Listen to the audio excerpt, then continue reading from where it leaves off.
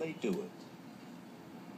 In a city synonymous with makeovers, the transformation inside LA's gleaming downtown arena would make even the best surgeon's head spin. The Staples Center is the proud home of both the LA Lakers and the Clippers. And beneath their two very different courts lies an ice rink. That's home to the NHL's Kings. But for the first time in 13 years, those three roommates are in the playoffs all at the same time, which makes home field advantage a little complicated. When we're done today, we'll have had 17 playoff games in this building after tonight's game. So there are buildings that don't do that in years. Right, exactly. And that's in this season. Lee Zeidman is sort of the mayor of the Staples Center. How you doing, all right? He presses the flesh like he's running for re-election. But he might be accused of being a bit of a flip-flop. Swiftly moving through at Staples. The Staples Center has morphed from ice to hardwood, back to ice, back to hardwood, back to ice again, 6 different times in just 80 hours. This is unprecedented. I like to call it the perfect storm. This will never happen in any arena anywhere in this country. Go. I need the pattern to go like this. It's a frantic race against the clock, and the man who's in charge of it all is a coach in his own right. That needs some help down here. We need to start getting stuff out. He leads a team of 35 workers who are like master puzzle solvers, but on a grand scale. No one else in the country is under this kind of pressure.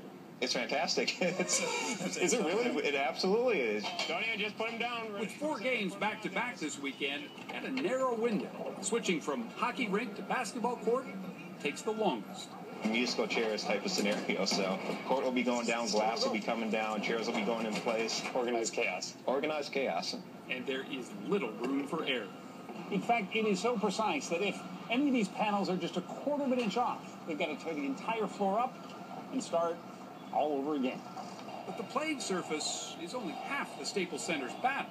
With 250,000 fans descending on the arena for all those playoff games, someone has to feed them. That's Chef Joseph Martin's job.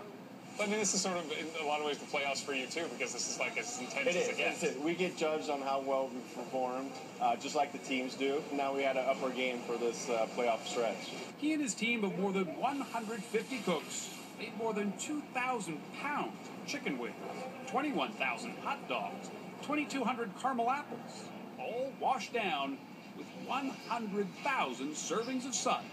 And then there's the trash. Hundreds of pounds of them have to be cleaned up between games, one sticky row at a time. Fans never see any of this. It's all done out of the spotlight. But the craziness that was somehow tamed during LA's triple round of playoffs this weekend certainly deserves an audience of some sort, or at the very least, a cheer or two. For CBS This Morning, I'm Lee Cowan in Los Angeles. You kind of get the impression that David and Joe and Lee like this as much as Kobe likes having the ball when the game's on the line. Maybe. I have to say, though, watching it, I'm exhausted watching it. I know. The time-lapse photography was done. It was really impressive. The one thing that they didn't touch on that I would be a little bit scared of, all the traffic in and out of all of those games in Los Angeles. Talk about a busy weekend. It's a great piece. Perfect storm. Indeed. It is 7:43. Here's a look now at your local weather.